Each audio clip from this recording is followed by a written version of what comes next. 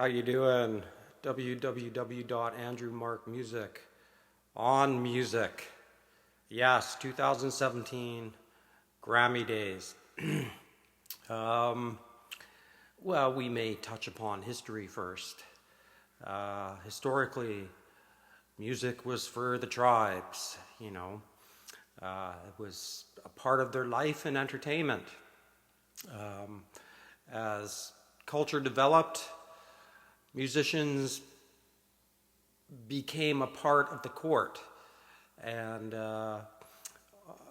offered entertainment to the aristocracy. Where there could be subversion by various artists, it was done as, subtly as possible. But generally, the musicians were always subject to the rule of the aristocracy. Oh, seems little has changed. We entered a period in the 60s where there was the rise of a radical protest movement. It was probably one of the first times music was used as a voice of the people to protest inequality and to protest the modern aristocracy, the modern day rulers, or as I like to call them, the archons. The 60s ended up being co-opted by the capitalists. The capitalists have a happy knack of being able to homogenize everything into their for sale system and render pretty well any voice meaningless. I'll give them that. They're brilliant at that. It's a very queer phenomenon indeed. So the voice of protest, I think, ended with John Lennon. I think he symbolized a musician who was willing to stand up and say the truth as he understood it. And he was quite critical of the power structure. And I think that's when music as a voice for change ended, for positive change. Now, I think today, through the rise of neoliberalism, or what I call neo-fascism, especially on a global scale, the powers that be understood the possibility of resistance from the music, from musicians. I think Steve Bannon especially is aware of this. He's aware of what happened in the 60s. He does not want that happening again, so he's making a preemptive move to create conflict with artists and musicians. It's a brilliant move on his part. I understand why he's doing it, or at least I partially understand why he's doing it. And from his perspective, I don't disagree with it, because what he's trying to do is protect his status quo of power, and he's able to foresee that he could get resistance from a particular group of people.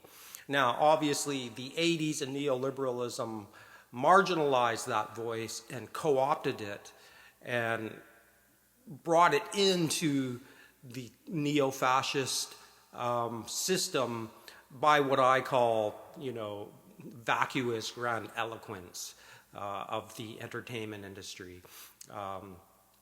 Extremely self-centered, narcissistic,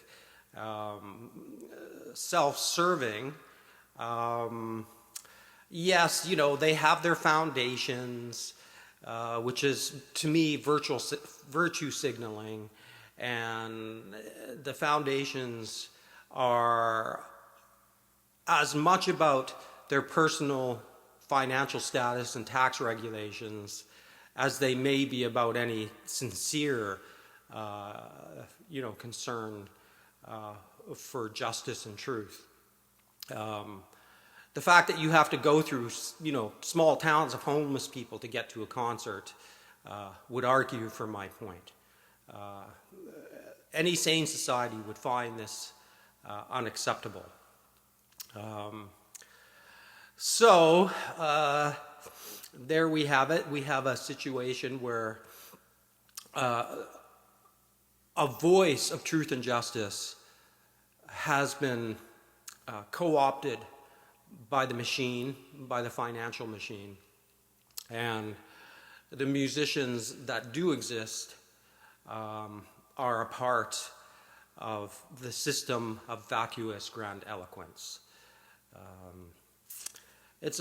In my opinion, it's a sorry state of affairs. I'm not gonna be too hard on them, other than to say, could they have done better? My opinion is yes, they somehow could have done better than what neoliberalism has done to music. It's basically reinforced the aristocracy's mode traditionally, which was decadence and debauchery, and they've used the entertainment industry to, have that spill out to the general population at large. So we have a grand culture of narcissism and self-obsession that's cold and callous to suffering of other people. And, they're very self-righteous in their left-wing ivory tower. A part of that, I think, is within the left spectrum ivory tower is the complete denial of the possibility of a higher power, of the impossibility of God, of the possibility of a universal justice. There's a complete denial of that on the left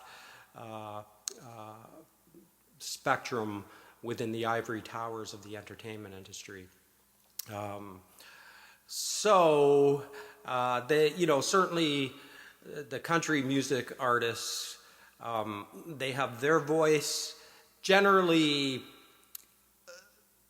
I would say it falls into a neo-populist ethno-nationalism. There's certainly a few legitimate concerns there, but I don't see it as a legitimate voice of change. So there's very little going on in the music industry that I would say can offer any resistance to the tyranny and the fascist ideology that's taken over the planet today, and the casino model of economics that rules, and the people who have won in the casino, of course, you've won the lottery. So I guess I understand there's no complaints when you win the lottery, but I don't see this working in the end. I don't see this work turning out well for anybody, and I think therein lies the tragedy. And therein is an ironic reversal of what the music industry could have been to what it has become and will end up being. www.andrewmarkmusic on music. Peace the fuck out. And listen to this song, Love and War, if you like it. You can go to my website and donate and get this song recorded professionally, and have a voice out there that is arguing for some kind of constructive, beneficial change en masse. Peace out. Have a good day.